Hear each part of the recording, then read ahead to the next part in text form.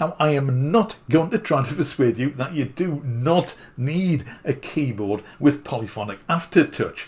Neither am I going to suggest that you absolutely do. I'm going to try to cut through the glitz and the glamour and the hype surrounding Polyphonic Aftertouch keyboards, so you can decide whether you really do need one or not. I also explain how you might get a bit of a feel for Polyphonic Aftertouch, even if you don't have a Polyphonic Aftertouch keyboard. Now, the hype doesn't only come from manufacturers, it comes from fellow synthesists and musicians as well. Some of whom say, we need Polyphonic Aftertouch on our keyboards. Now, maybe they do, but do you? Let's explore the situation and find out. Now, I'm going to give you 3 potential scenarios which may help you decide whether you need Polyphonic Aftertouch or not.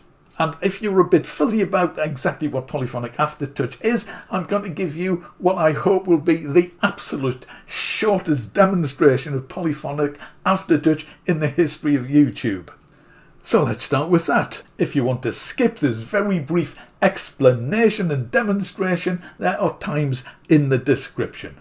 So what is Aftertouch? Aftertouch is when you press keys on a keyboard and you will feel a little bit of resistance, and if you press the key further it will move a little bit further down and activate Aftertouch, which is a MIDI message, and this can be used to modulate all sorts of stuff, typically the cutoff filter, or to introduce vibrato.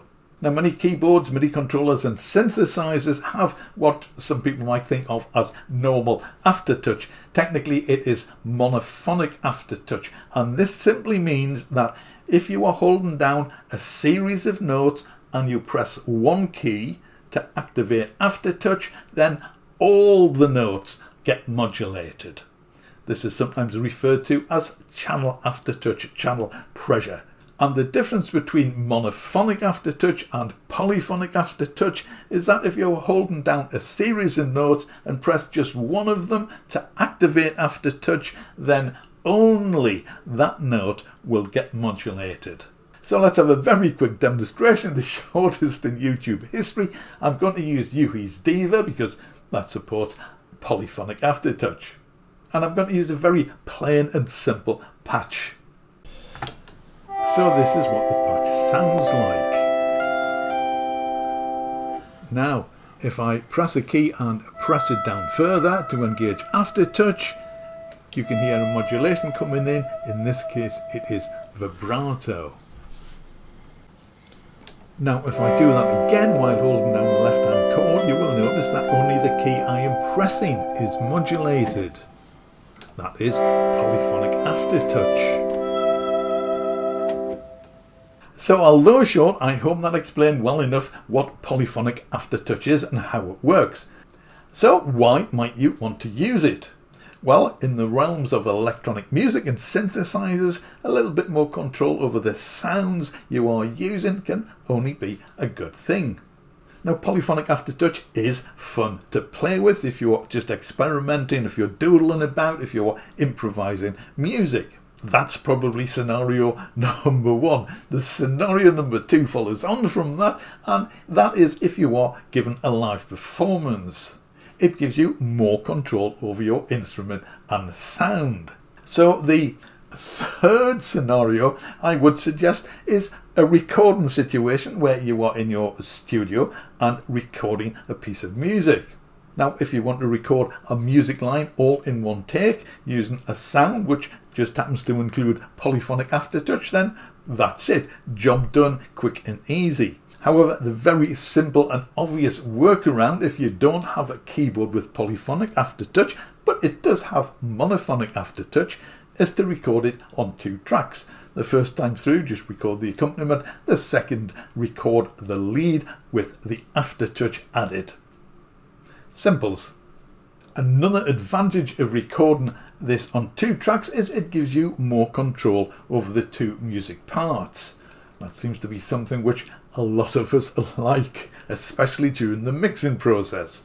There is also one other thing to take in consideration, and that is availability, because not all synthesizers and not all plugins and VSTs and sample libraries respond to Polyphonic Aftertouch. Now, I don't have any facts or figures for what I'm about to say next, so if you have any thoughts on the matter, let me know in the comments. But at the moment, I would suggest that a great many more instruments, hardware and software, do not support Polyphonic Aftertouch than do, perhaps as many as 90% or 80% even. So although you may have a keyboard with Polyphonic Aftertouch, how many instruments do you actually have which will respond to it? I'm thinking about MIDI controllers in this case. And just because an instrument does support Polyphonic Aftertouch, it doesn't mean that every patch will support it. This needs to be programmed in on a patch by patch basis. Now, that's just out the box. Of course, you could go in and tweak any particular patch that you like and add Aftertouch to it, Polyphonic Aftertouch, if it supports it. So I would just say, don't be overwhelmed by the hype from manufacturers or fellow musicians or synthesists who suggest that you really do need a Polyphonic Aftertouch keyboard. Maybe you do, but if you're mainly recording, then quite possibly you don't. But I do know there is a big demand for it. Udo, who produces the Super 6 and the Super Gemini, and now I think the Super 8, has released an upgrade kit for its original Super 6. This has Aftertouch but not Polyphonic Aftertouch, and due to user demand, they have produced a retrofit keyboard with Polyphonic Aftertouch. Now, the Super 6 was designed by Udo's head honcho George Hearn as a performance instrument, and it's well worth catching some of his demos on YouTube to see what it can do. So I can totally see the benefits of Polyphonic Aftertouch if you are playing like George.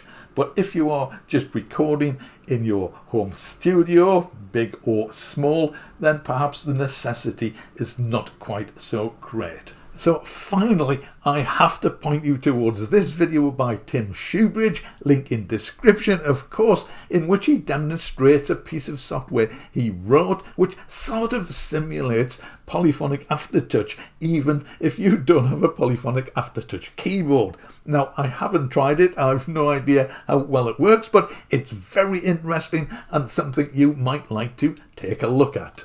Do you have a keyboard with Polyphonic Aftertouch?